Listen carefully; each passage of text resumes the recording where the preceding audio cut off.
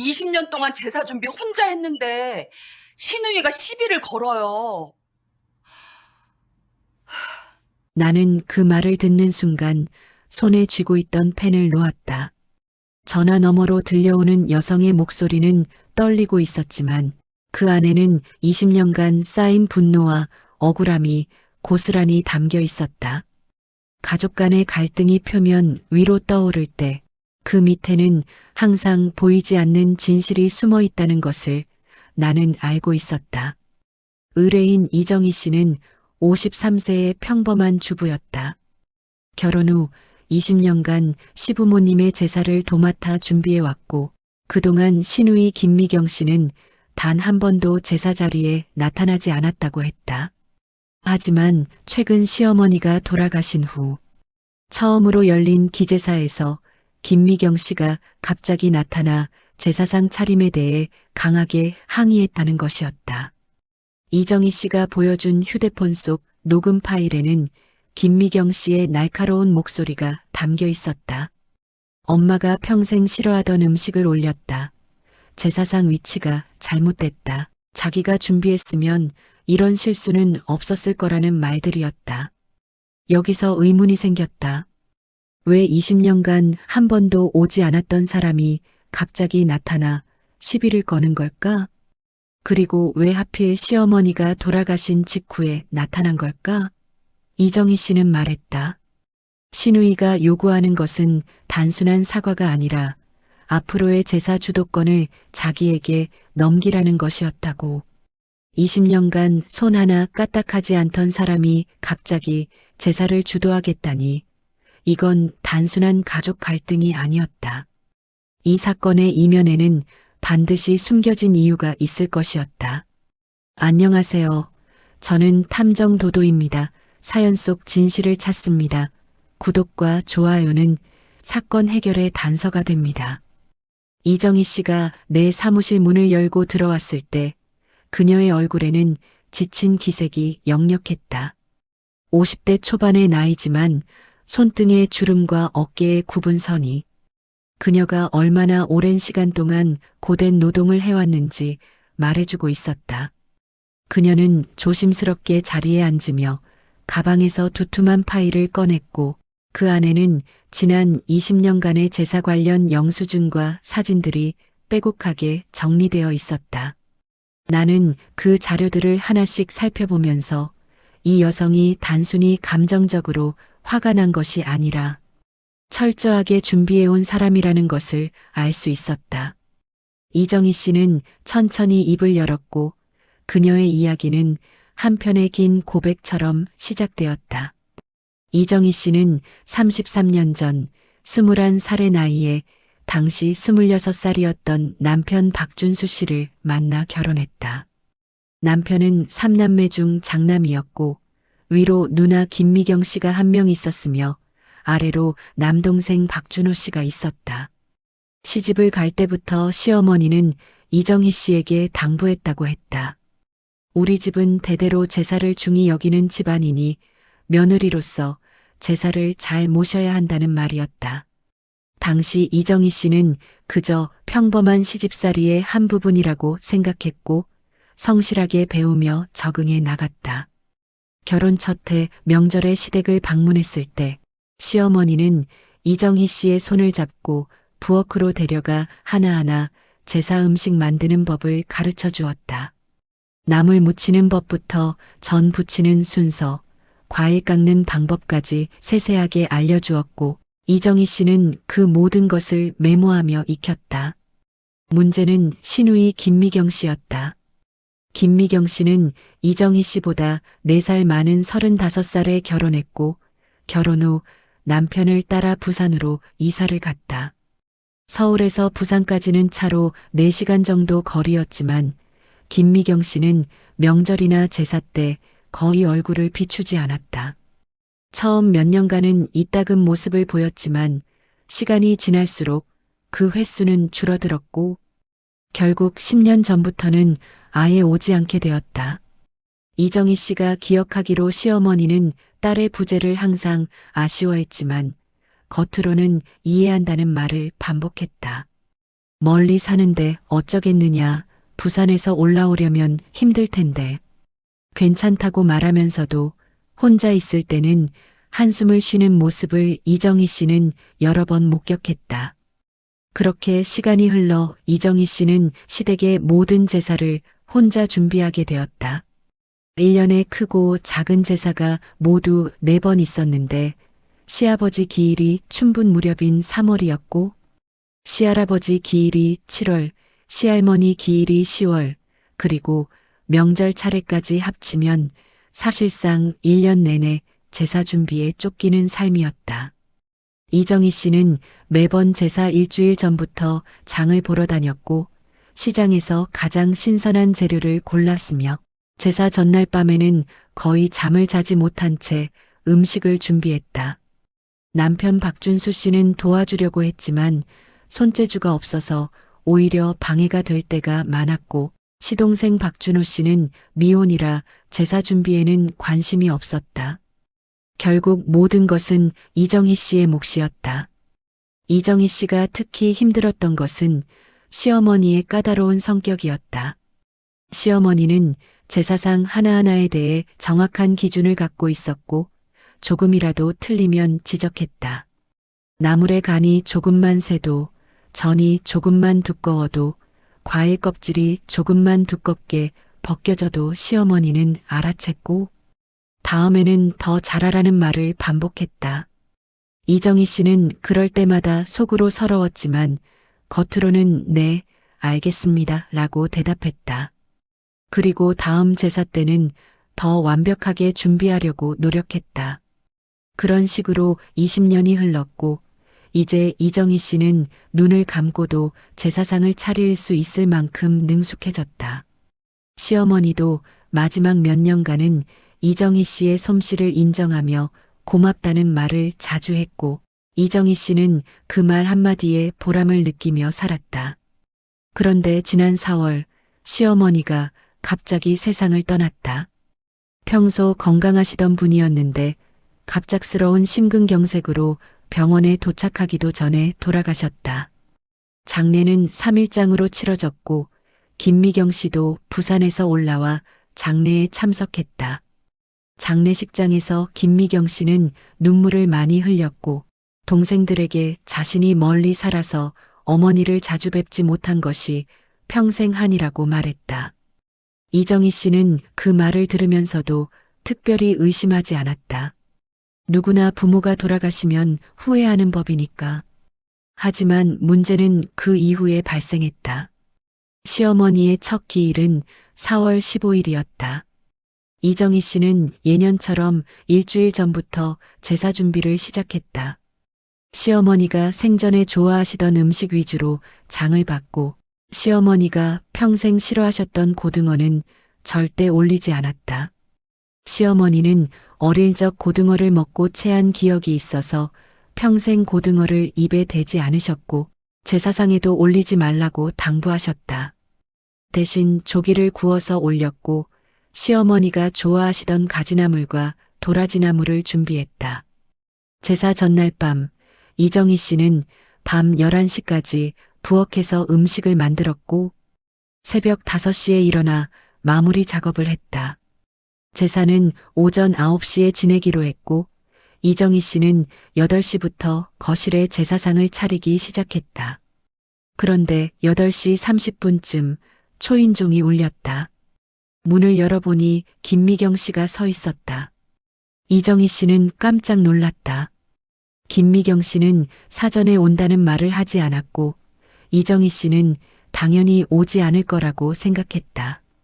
김미경 씨는 검은색 정장을 입고 있었고 손에는 큰 쇼핑백을 들고 있었다. 이정희 씨가 어서 오라고 하자 김미경 씨는 아무 말 없이 안으로 들어왔고 거실에 차려진 제사상을 보더니 얼굴이 굳어졌다. 이정희 씨는 그 표정을 보면서 뭔가 잘못됐다는 것을 직감했지만 무엇이 문제인지 알 수 없었다. 김미경 씨는 제사상 앞에 서서 한참 동안 말없이 상을 내려다봤다. 그리고 천천히 이정희 씨를 돌아보며 입을 열었다. 형수, 이게 뭐예요? 김미경 씨의 목소리는 차가웠고 이정희 씨는 그 순간 등골이 서늘해지는 것을 느꼈다. 이정희 씨는 조심스럽게 물었다. 무슨 말씀이세요?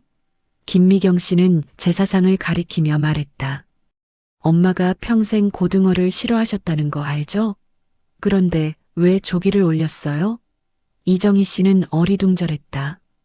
그래서 고등어를 안 올리고 조기를 올린 거라고 설명하려는 순간 김미경 씨가 다시 말했다. 엄마는 조기도 싫어하셨어요. 생선이라면 명태 아니면 아예 올리지 말라고 하셨다고요. 이정희 씨는 그 말을 듣고 당황했다. 20년 동안 시어머니는 한 번도 조기에 대해 불평한 적이 없었다. 오히려 조기구이를 좋아하셨고 제사상에 올릴 때마다 좋다고 하셨다. 이정희 씨는 조심스럽게 말했다. 아니에요. 어머님은 조기를 좋아하셨어요. 김미경 씨는 고개를 저었다. 형수는 모르실 거예요. 엄마는 며느리 앞에서는 다 좋다고 하시는 분이었어요. 하지만 저한테는 다르게 말씀하셨어요. 엄마는 생전에 전화할 때마다 제사상 이야기를 하셨고 조기는 비린내가 나서 싫다고 여러 번 말씀하셨다고요. 이정희 씨는 말문이 막혔다. 시어머니가 딸에게 그런 말을 했다는 것도 믿기지 않았고 20년 동안 자신이 준비한 제사상에 대해 시어머니가 불만을 가지고 있었다는 것도 받아들이기 어려웠다. 김미경 씨는 계속해서 지적했다. 그리고 이 나물들 가지나물하고 도라지나물인데 엄마는 가지나물을 별로 안 좋아하셨어요. 시금치나물을 더 좋아하셨다고요. 이정희 씨는 항변했다. 아니에요. 어머님은 가지나물을 좋아하셨어요. 김미경 씨는 한숨을 쉬며 말했다. 형수, 20년 동안 혼자 제사를 준비하시느라 고생 많으셨어요. 하지만 엄마 마음을 제대로 아셨던 건 아니에요. 그 순간 거실 분위기가 얼어붙었다. 남편 박준수 씨가 부엌에서 나와 상황을 파악하고는 누나에게 말했다. 누나, 지금 무슨 소리를 하는 거예요? 아내가 20년 동안 엄마 제사를 모셨는데 이제 와서 그게 무슨 말이에요? 김미경 씨는 동생을 바라보며 차분하게 말했다. 준수야, 나도 이제 엄마 제사를 제대로 모시고 싶어. 20년 동안 멀리 살면서 못했던 효도를 이제라도 하고 싶다고. 앞으로는 내가 제사를 주도할 테니까 형수는 도와주기만 하면 돼. 이정희 씨는 그 말을 듣고 기가 막혔다. 20년간 단 한 번도 오지 않았던 사람이 갑자기 나타나서 제사를 주도하겠다니 이건 말이 안 되는 상황이었다. 남편 박준수 씨도 화를 냈다. 누나, 그건 아니잖아요. 20년 동안 아내가 혼자 다 준비했는데 갑자기 와서 이러면 어떡해요. 김미경 씨는 눈을 감았다가 뜨며 말했다. 나도 딸이야. 엄마 제사를 모실 권리가 있어. 그리고 형수가 준비한 제사상이 엄마 뜻에 맞지 않는다면 고쳐야 하는 거 아니야? 이정희 씨는 더 이상 참을 수 없어서 말했다. 그럼 20년 전에 왜 안 오셨어요? 그때는 왜 한 번도 얼굴을 안 비추셨어요?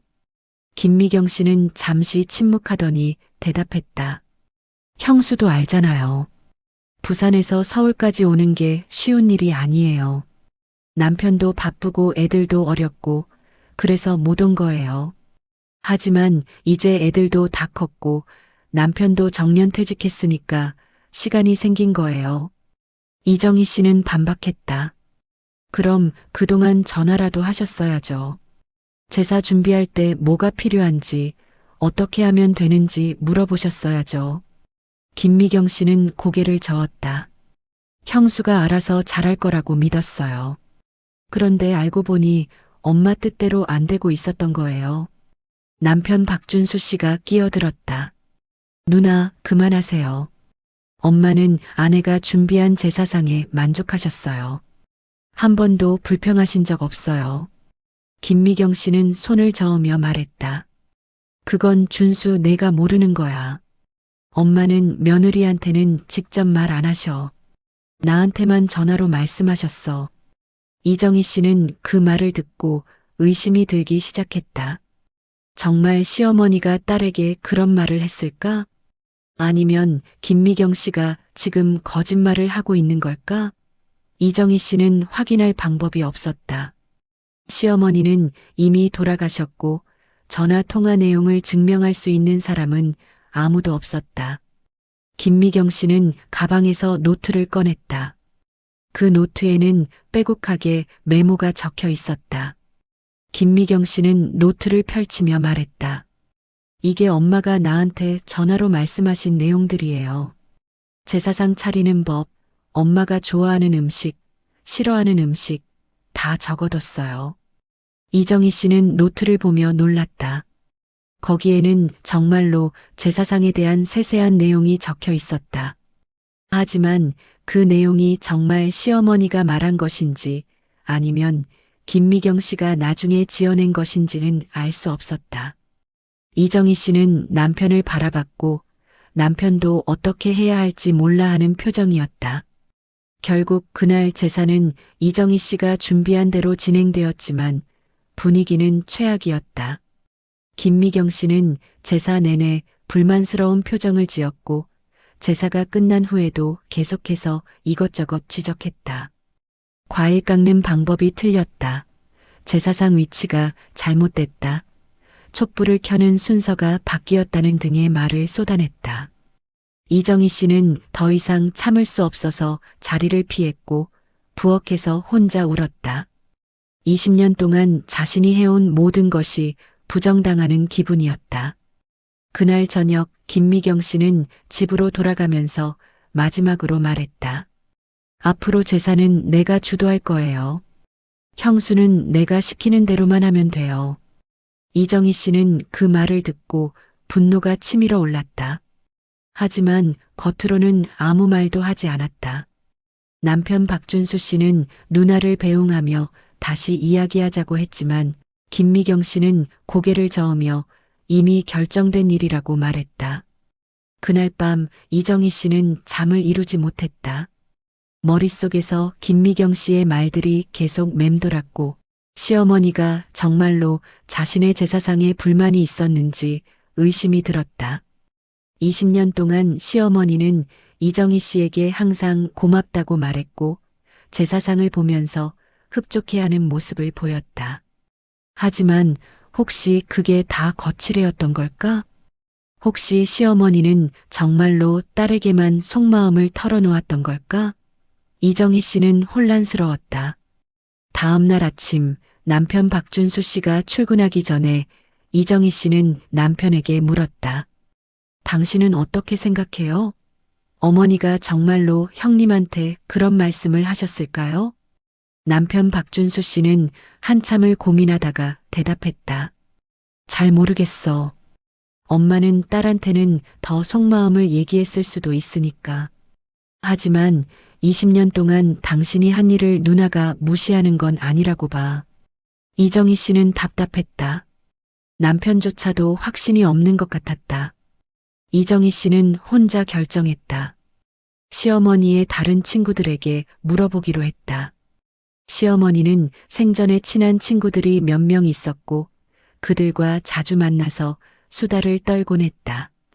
혹시 그 친구들이라면 시어머니의 진짜 마음을 알고 있을지도 모른다고 생각했다. 이정희 씨는 그날 오후 시어머니의 가장 친한 친구였던 최경숙 씨에게 전화를 걸었다. 최경숙 씨는 시어머니와 50년 지기 친구였고 매주 만나서 차를 마시던 사이였다. 이정희 씨는 조심스럽게 상황을 설명하고 물었다. 어머님이 제사상에 대해서 불만을 가지고 계셨다는 말씀 들어보신 적 있으세요? 최경숙 씨는 잠시 생각하다가 대답했다.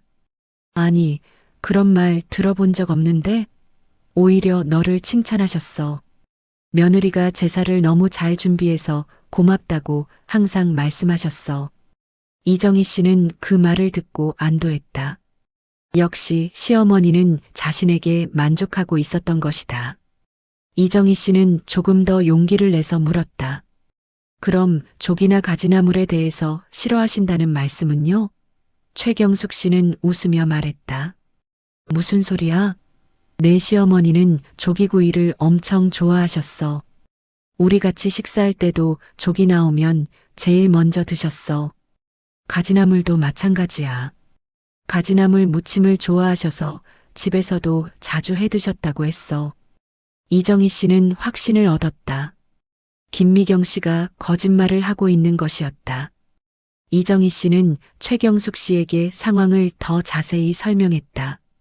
신우이가 갑자기 나타나서 제사를 주도하겠다고 하는데 어떻게 해야 할지 모르겠다고 했다. 최경숙 씨는 한숨을 쉬며 말했다. 그 딸 말이지? 내 시어머니가 생전에 딸 얘기를 많이 하셨어. 딸이 멀리 살아서 자주 못 보는 게 서운하다고 하셨지. 하지만 동시에 딸이 명절이나 제사 때 안 오는 것도 속상해 하셨어. 한 번은 나한테 이런 말씀도 하셨어.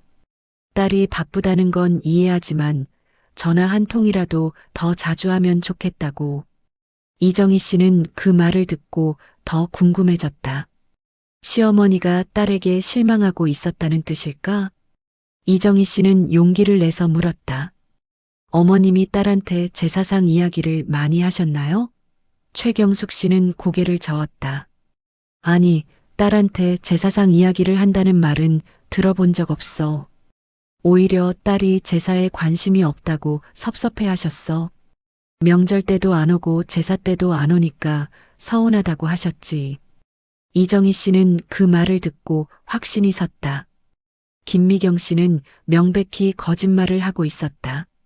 시어머니는 딸에게 제사상 이야기를 하지 않았고 오히려 딸의 무관심에 서운해했던 것이다. 이정희 씨는 최경숙 씨에게 감사 인사를 하고 전화를 끊었다. 그리고 또 다른 시어머니의 친구인 박영희 씨에게도 전화를 걸었다. 박영희 씨도 비슷한 대답을 했다. 시어머니는 며느리에게 항상 만족했고 제사상에 대해 불평한 적이 없었다. 오히려 이정희 씨를 자랑스러워했다고 했다. 이정희 씨는 이제 확실해졌다. 김미경 씨가 왜 거짓말을 하는지는 모르겠지만 분명히 숨겨진 이유가 있을 것이었다. 그날 저녁 이정희 씨는 남편에게 최경숙 씨와 박영희 씨에게 들은 이야기를 전했다. 남편 박준수 씨도 놀라며 말했다. 그럼 누나가 거짓말을 한 거네? 도대체 왜 그런 거야? 이정희 씨는 고개를 저었다. 나도 모르겠어요. 하지만 분명히 이유가 있을 거예요. 갑자기 나타나서 제사를 주도하겠다는 것도 이상하고 어머니가 자기한테만 속마음을 말했다는 것도 이상해요. 남편 박준수 씨는 고민하다가 말했다. 내가 누나한테 직접 물어볼게. 이정희 씨는 남편을 말렸다. 아니에요. 지금 직접 물어보면 형님이 화낼 거예요. 다른 방법을 찾아야 해요.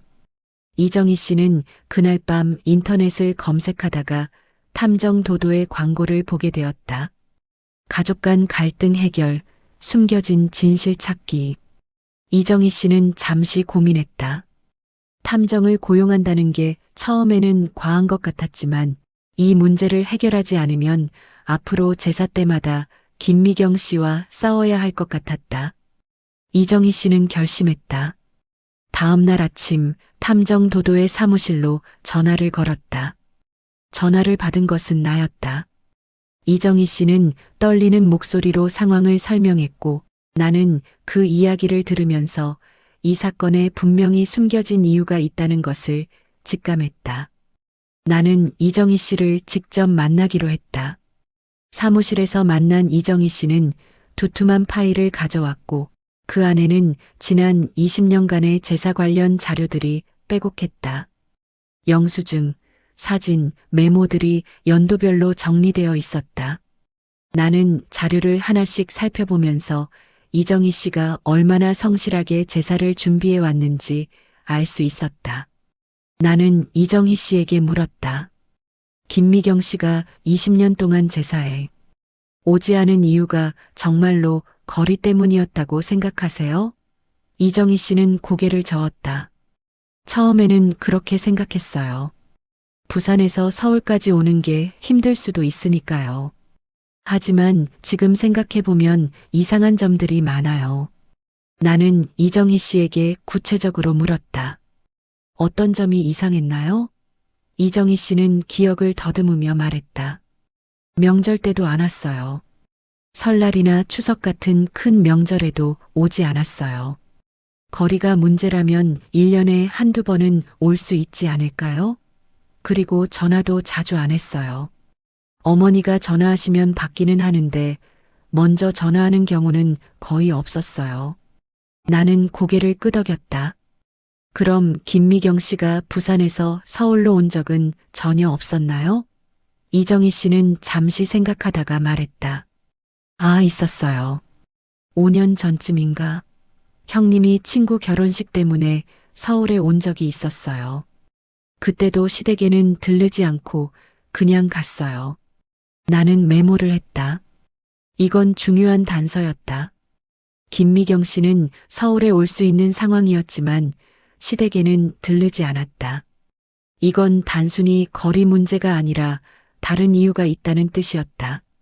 나는 이정희 씨에게 더 물었다. 시어머니는 딸에게 어떤 감정을 가지고 있었나요? 이정희 씨는 조심스럽게 대답했다. 어머니는 항상 딸을 그리워하셨어요. 딸 사진을 자주 보셨고 딸이 전화하면 목소리가 밝아지셨어요. 하지만 동시에 서운해하시기도 했어요. 딸이 자주 연락하지 않는 것에 대해 속상해하셨죠. 나는 다음 질문을 했다. 김미경 씨가 갑자기 제사를 주도하겠다고 한 이유가 뭐라고 생각하세요? 이정희 씨는 한참을 생각하다가 말했다. 처음에는 진짜로 어머니를 그리워해서 그런 줄 알았어요. 하지만 지금은 다른 이유가 있을 것 같아요. 무언가 필요한 게 있는 것 같아요. 나는 그 말에 주목했다. 무엇이 필요할까? 제사를 주도하는 것으로 무엇을 얻을 수 있을까? 나는 이정희 씨에게 물었다. 시어머니가 남긴 유산이 있나요? 이정희 씨는 고개를 끄덕였다. 네, 있어요. 어머니는 강남에 아파트 한 채를 가지고 계셨어요.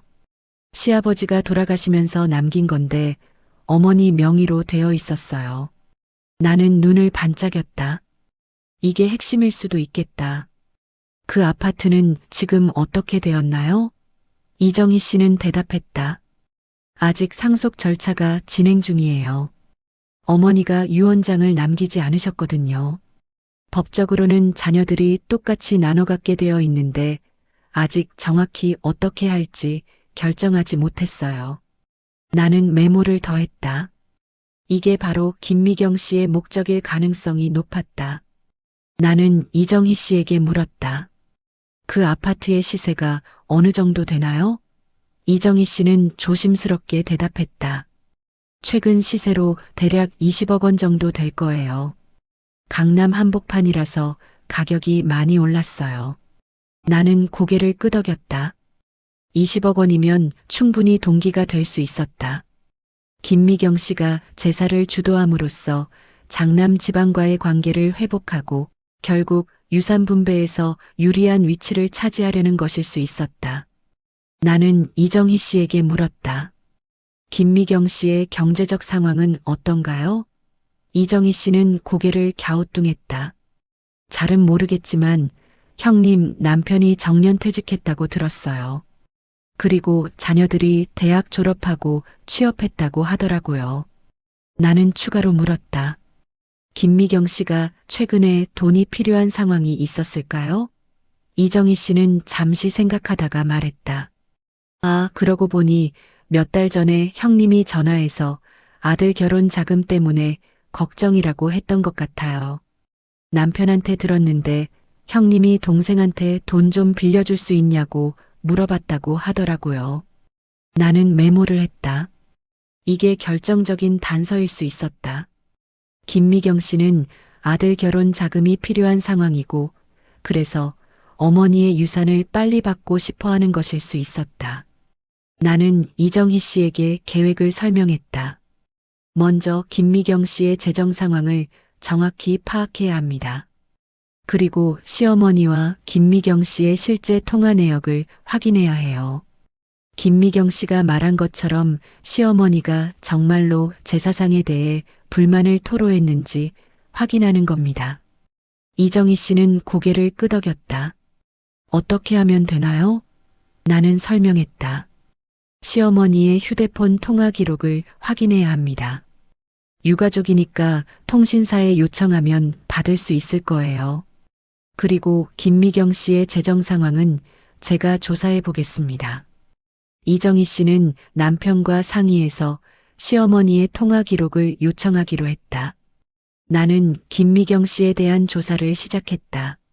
먼저 김미경 씨의 주소를 확인하고 부산에 있는 그녀의 집 주변을 조사했다. 김미경 씨는 부산 해운대 근처의 아파트에 살고 있었고 남편은 최근에 중소기업에서 정년 퇴직한 것으로 확인되었다. 나는 김미경 씨의 지인들을 몇 명 찾아서 인터뷰를 했다. 그중 한 명은 김미경 씨와 같은 아파트 단지에 사는 이웃이었다.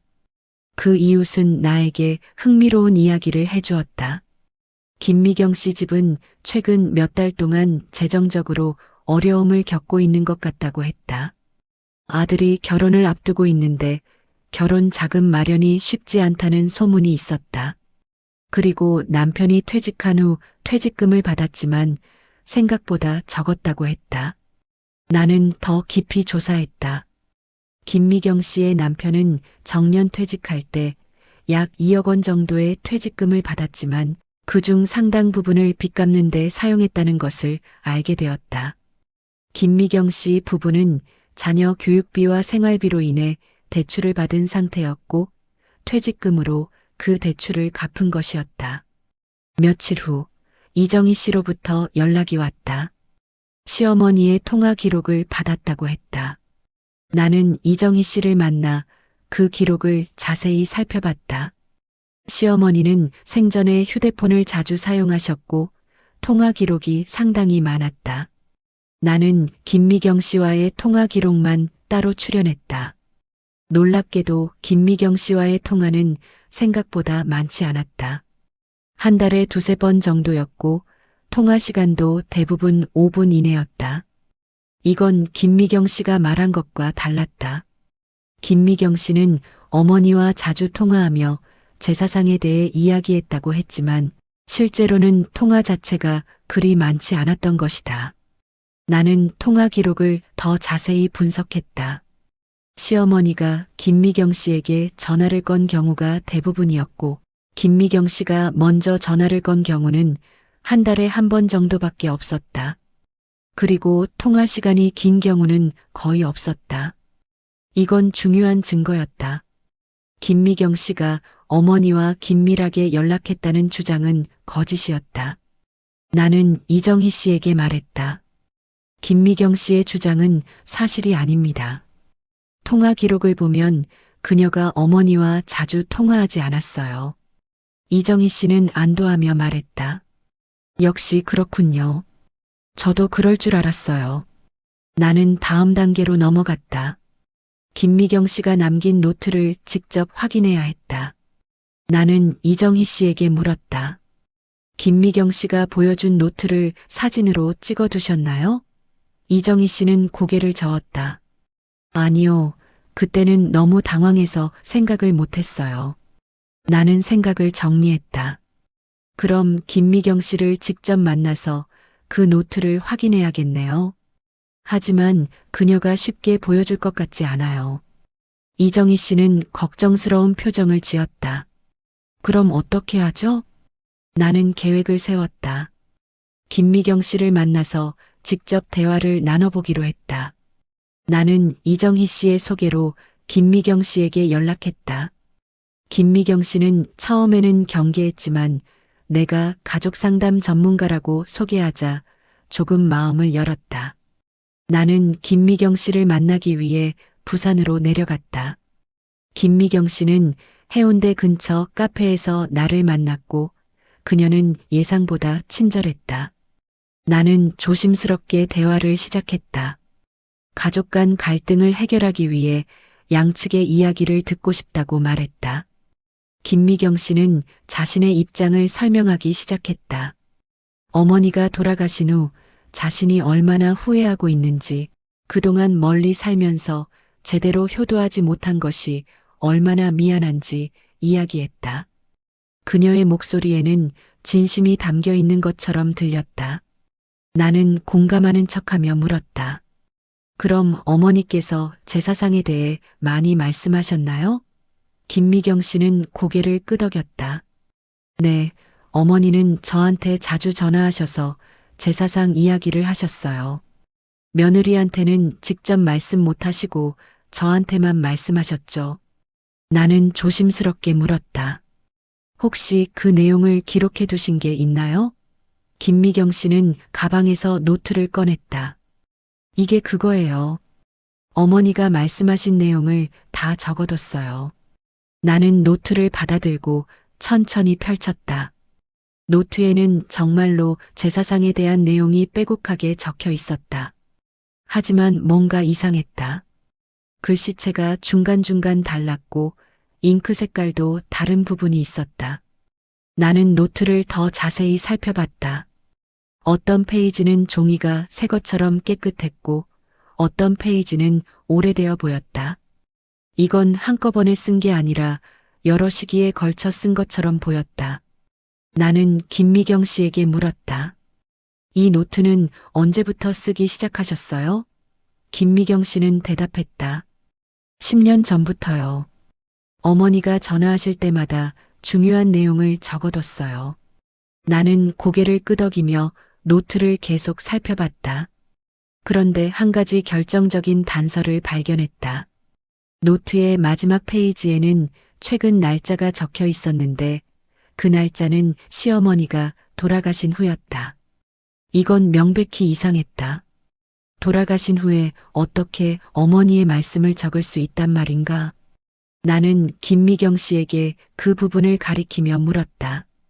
이 페이지는 어머니가 돌아가신 후인데요. 김미경 씨는 당황하며 대답했다. 아, 그건 제가 기억을 더듬어서 추가로 적은 거예요. 어머니가 생전에 말씀하신 건데 제가 그때는 적지 못해서 나중에 적은 거죠. 나는 고개를 끄덕이는 척했지만 속으로는 확신했다. 김미경 씨는 노트를 조작한 것이었다. 시어머니가 실제로 말씀하신 내용도 있겠지만 상당 부분은 나중에 김미경 씨가 지어낸 것일 가능성이 높았다. 나는 다른 질문을 했다. 어머니께서 며느리에게 직접 말씀하지 못하시고 왜 딸에게만 말씀하셨을까요? 김미경 씨는 대답했다. 어머니는 며느리 앞에서 불만을 표현하는 걸 좋아하지 않으셨어요. 며느리가 상처받을까봐 걱정하셨죠. 대신 딸인 저한테는 편하게 말씀하셨어요. 나는 그 대답을 들으면서 의문이 들었다. 정말 그럴까? 시어머니가 정말로 며느리를 그렇게 배려했을까? 아니면 김미경 씨가 지어낸 이야기일까? 나는 김미경 씨에게 마지막으로 물었다. 제사를 주도하고 싶은 이유가 정말로 어머니에 대한 그리움 때문인가요? 김미경 씨는 고개를 끄덕였다. 네, 그동안 못한 효도를 이제라도 하고 싶어요. 어머니를 제대로 모시고 싶어요. 나는 그 말을 듣고 한 가지 더 물었다. 혹시 어머니의 유산 문제와는 관련이 없나요? 김미경 씨의 얼굴이 순간 굳었다. 그녀는 당황하며 말했다. 무슨 말씀이세요? 유산이 무슨 상관이에요? 나는 침착하게 대답했다. 아니, 그냥 궁금해서요. 유산 분배가 아직 정리되지 않았다고 들었거든요. 김미경 씨는 잠시 침묵하더니 말했다. 유산은 법대로 나누면 돼요. 저는 그냥 어머니를 제대로 모시고 싶을 뿐이에요. 나는 더 이상 추궁하지 않았다. 하지만 김미경 씨의 반응에서 뭔가 숨기고 있다는 것을 확신했다. 나는 김미경 씨와의 만남을 마치고 서울로 돌아왔다. 그리고 이정희 씨에게 조사 결과를 보고했다. 김미경 씨는 노트를 조작했을 가능성이 높고 제사를 주도하려는 이유는 유산 문제와 관련이 있을 것 같다고 말했다. 이정희 씨는 그 말을 듣고 화가 났다. 결국 돈 때문이었군요. 나는 고개를 끄덕였다. 하지만 확실한 증거가 필요합니다. 김미경 씨를 직접 대면해서 진실을 밝혀야 해요. 이정희 씨는 물었다. 어떻게 하면 되죠? 나는 계획을 설명했다. 가족회의를 소집하세요. 남편분, 시동생분, 그리고 김미경 씨까지 모두 모이는 자리를 만드세요. 그 자리에서 제가 증거를 제시하고 진실을 밝히겠습니다. 일주일 후 가족회의가 열렸다. 장소는 시댁 거실이었고 참석자는 이정희 씨 부부, 시동생 박준호 씨, 그리고 김미경 씨였다. 김미경 씨는 무슨 일인지 궁금해하며 자리에 앉았다. 나는 가족 상담 전문가로 소개되었고 이 자리는 가족 간 갈등을 해결하기 위한 자리라고 설명했다. 김미경 씨는 조금 경계하는 표정이었지만 자리를 뜨지는 않았다. 나는 천천히 이야기를 시작했다. 오늘 이 자리는 지난 제사 때 있었던 일을 정리하고 앞으로 어떻게 할지 결정하기 위한 자리입니다. 나는 먼저 이정희 씨가 지난 20년간 얼마나 성실하게 제사를 준비해 왔는지 설명했다. 영수증, 사진, 기록들을 보여주며 이정희 씨의 노력을 인정했다. 김미경 씨는 불편한 표정으로 듣고 있었다. 나는 계속해서 말했다. 그런데 지난 제사 때 김미경 씨께서 이정희 씨가 준비한 제사상에 문제가 있다고 지적하셨죠. 어머니께서 생전에 딸에게 제사상에 대한 불만을 토로하셨다고 하셨습니다. 김미경 씨는 고개를 끄덕였다. 네, 맞아요. 어머니는 저한테 여러 번 말씀하셨어요. 나는 시어머니의 통화 기록을 꺼내 들었다. 하지만 어머니의 통화 기록을 확인해 보니 김미경 씨와의 통화가 생각보다 많지 않았습니다. 한 달에 두세 번 정도였고 통화 시간도 대부분 5분 이내였습니다. 김미경 씨는 당황하며 말했다. 그게 무슨 상관이에요? 짧은 통화라도 중요한 내용을 말씀하실 수 있잖아요. 나는 고개를 끄덕였다. 맞습니다. 하지만 문제는 김미경 씨께서 보여주신 노트입니다. 나는 김미경 씨가 보여준 노트 사진을 화면에 띄웠다. 이정희 씨가 나중에 김미경 씨로부터 사진을 받아둔 것이었다. 나는 노트를 확대하며 설명했다. 이 노트를 보면 글씨체가 중간중간 다르고 잉크 색깔도 다릅니다. 그리고 어떤 페이지는 종이가 새 것 같고 어떤 페이지는 오래된 것 같습니다. 특히 마지막 페이지는 어머니가 돌아가신 후 날짜로 되어 있습니다. 김미경 씨는 얼굴이 붉어지며 말했다. 그건 제가 기억을 더듬어서 나중에 적은 거라고 했잖아요. 나는 침착하게 말했다. 그렇다면 어머니께서 실제로 그런 말씀을 하셨는지 확인해야겠죠. 저는 어머니의 친구분들을 인터뷰했습니다. 최경숙 씨와 박영희 씨를 만나서 어머니의 진짜 마음을 들었습니다. 나는 녹음 파일을 재생했다. 최경숙 씨의 목소리가 들렸다. 내 시어머니는 며느리를 항상 칭찬하셨어. 제사를 너무 잘 준비해서 고맙다고 했어. 조기구이도 좋아하셨고 가지나물도 좋아하셨어. 딸한테 제사상 이야기를 한다는 말은 들어본 적 없어. 김미경 씨의 얼굴이 창백해졌다. 나는 계속해서 박영희 씨의 녹음도 재생했다.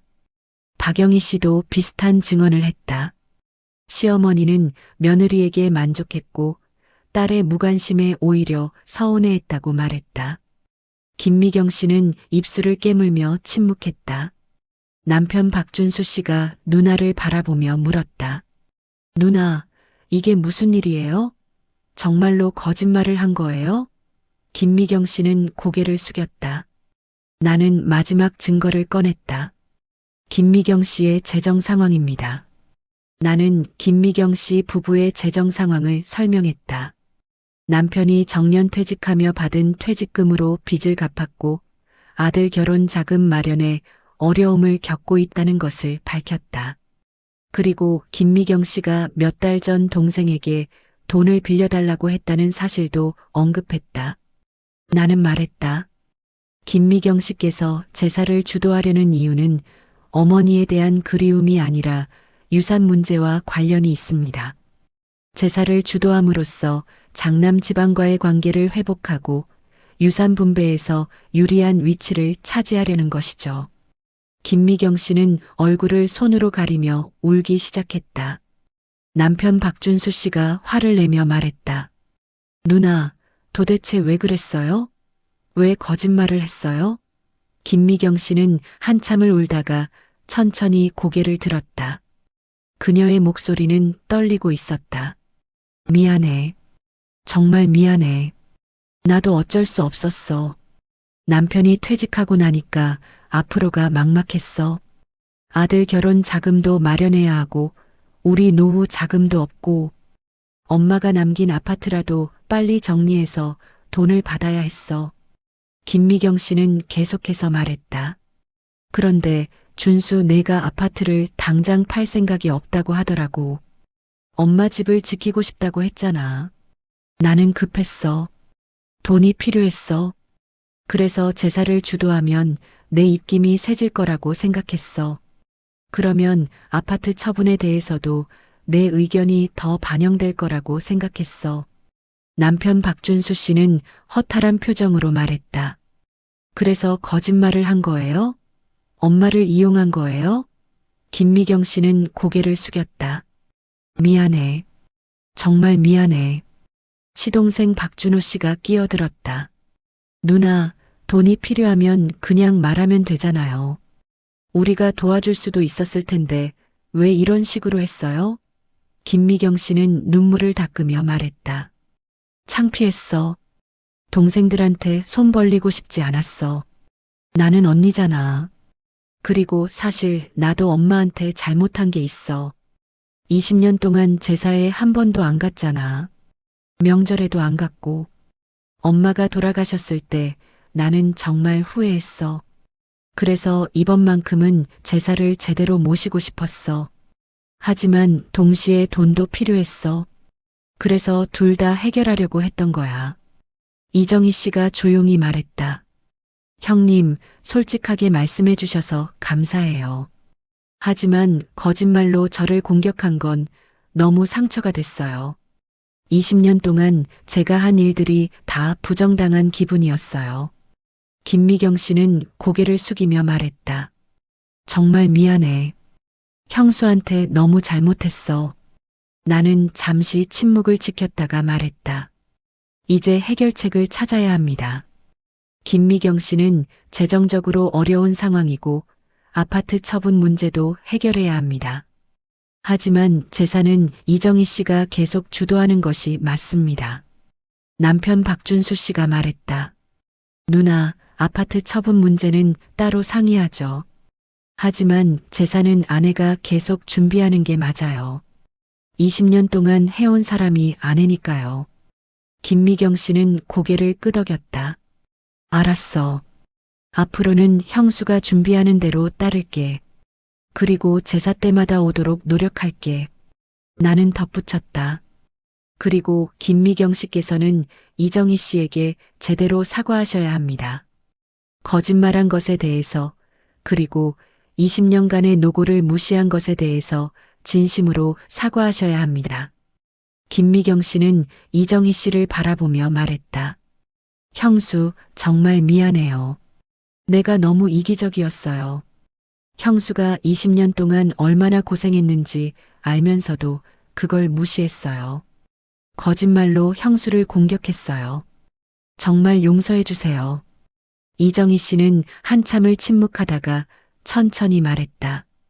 형님, 저도 형님 사정을 이해는 해요.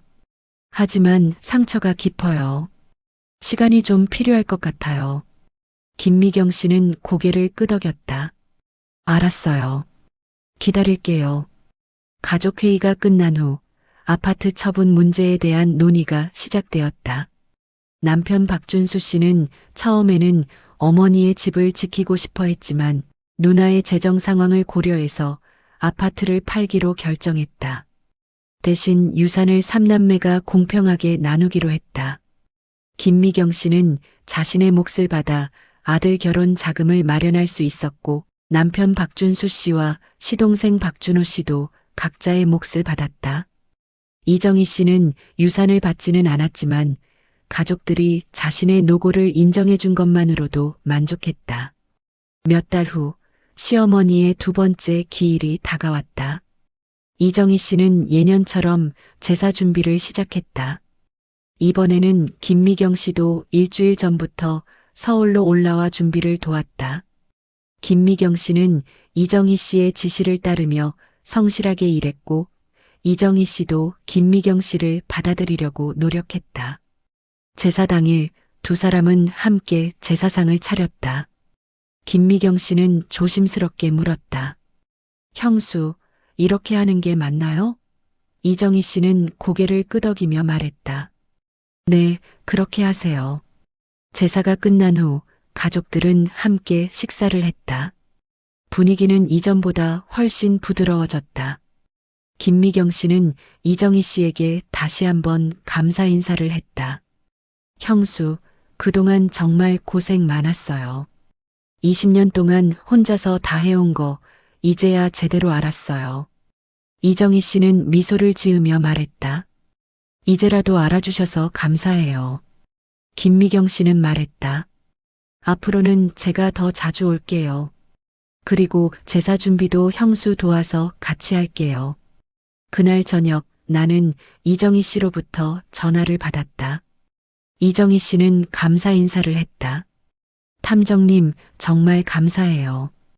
탐정님 덕분에 진실을 밝힐 수 있었어요. 나는 대답했다. 천만에요. 이정희 씨께서 20년 동안 성실하게 해오신 일이 인정받아서 다행입니다. 이정희 씨는 말했다. 사실 처음에는 형님을 용서할 수 없었어요. 하지만 형님도 나름대로 힘든 상황이었다는 걸 알고 나니까 조금은 이해가 됐어요. 나는 말했다. 가족이니까요. 서로 이해하고 용서하는 것이 중요합니다. 몇 달이 더 지났다. 김미경 씨는 약속대로 명절과 제사 때마다 서울로 올라왔다. 그리고 이정희 씨를 도우며 관계를 회복해 나갔다. 이정희 씨도 김미경 씨를 조금씩 받아들였고 두 사람은 서서히 친해지기 시작했다. 남편 박준수 씨는 아내에게 말했다. 당신이 너그럽게 용서해줘서 고마워. 이정희 씨는 미소를 지으며 말했다. 가족이니까요. 시동생 박준호 씨도 형수에게 감사 인사를 했다. 형수님이 아니었으면 우리 집안이 어떻게 됐을지 몰라요. 이정희 씨는 그날 밤 혼자 생각했다. 20년 동안 자신이 해온 일들이 드디어 인정받았다. 힘들었지만 보람 있었다. 그리고 이제는 혼자가 아니라 김미경 씨와 함께 제사를 준비할 수 있게 되었다. 물론 아직도 김미경 씨에 대한 서운함이 완전히 사라진 것은 아니었다. 하지만 시간이 지나면 조금씩 나아질 것이라고 믿었다. 이정희 씨는 시어머니의 사진을 바라보며 속으로 말했다. 어머니, 이제 딸도 제사에 올 거예요. 걱정 마세요. 김미경 씨도 변화했다. 그녀는 이제 제사가 단순히 형식이 아니라 가족을 이어주는 소중한 시간이라는 것을 깨달았다. 그리고 자신이 20년 동안 무책임했다는 것도 인정했다. 김미경 씨는 남편에게 말했다. 내가 너무 이기적이었어. 동생들한테 미안해. 남편은 아내를 위로하며 말했다. 이제라도 깨달았으면 됐어. 앞으로 잘하면 돼. 1년 후 시어머니의 3주기가 다가왔다. 이번에는 김미경 씨가 적극적으로 준비를 도왔다. 이정희 씨와 김미경 씨는 함께 시장에 가서 장을 받고 함께 음식을 만들었다. 두 사람은 이제 서로를 이해하고 존중하게 되었다. 제사 당일 가족들이 모두 모였다. 남편 박준수 씨, 시동생 박준호 씨, 그리고 김미경 씨의 가족들도 참석했다. 제사상은 이정희 씨와 김미경 씨가 함께 차렸고 모든 것이 완벽했다. 제사가 끝난 후 김미경 씨는 이정희 씨에게 말했다.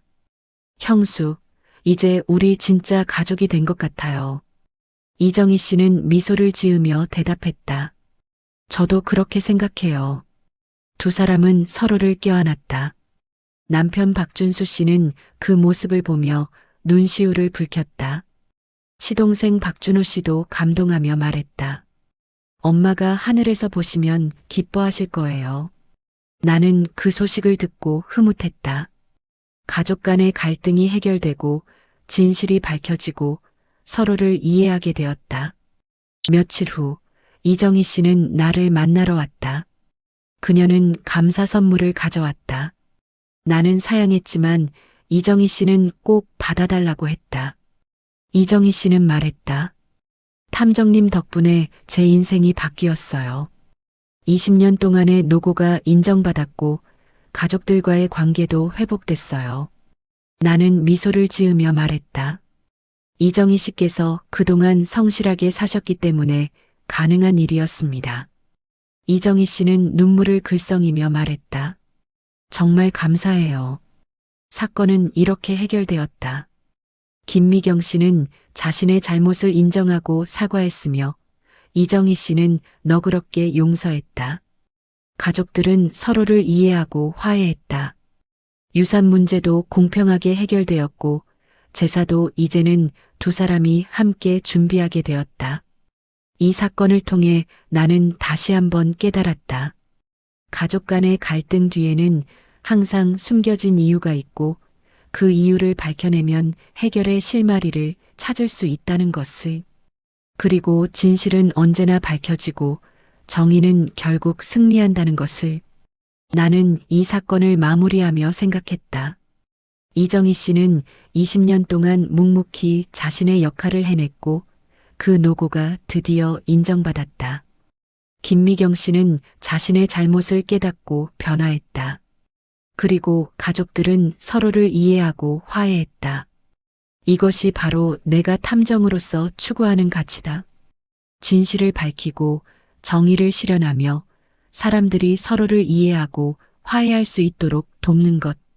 나는 다음 사건을 기다리며 사무실 문을 닫았다. 세상에는 여전히 많은 갈등이 있고 숨겨진 진실이 있으며 억울한 사람들이 있다. 나는 그들을 위해 계속해서 일할 것이다. 왜냐하면 나는 탐정 도도이고 사연 속 진실을 찾는 것이 내 사명이기 때문이다. 이정희 씨의 사건은 끝났지만 내일은 계속된다. 다음 사건에서 또 다른 진실을 밝혀낼 것이다. 그리고 또 다른 사람들이 정의를 찾을 수 있도록 도울 것이다. 이 사건을 통해 우리는 중요한 교훈을 얻었다. 첫째, 가족 간의 갈등은 단순한 감정 문제가 아닐 수 있다. 그 뒤에는 재정적 문제, 자존심 문제, 또는 다른 복잡한 이유들이 숨어 있을 수 있다. 둘째, 오랜 시간 동안 묵묵히 자신의 역할을 해내는 사람들의 노고는 반드시 인정받아야 한다. 셋째, 진실은 언제나 밝혀지고 거짓말은 결국 드러난다. 넷째, 용서와 화해는 가능하다. 비록 시간이 걸리고 어렵더라도 서로를 이해하고 노력한다면 관계는 회복될 수 있다. 이정희 씨는 이제 더 이상 혼자가 아니다. 김미경 씨와 함께 제사를 준비하고 가족들과 함께 시간을 보낸다.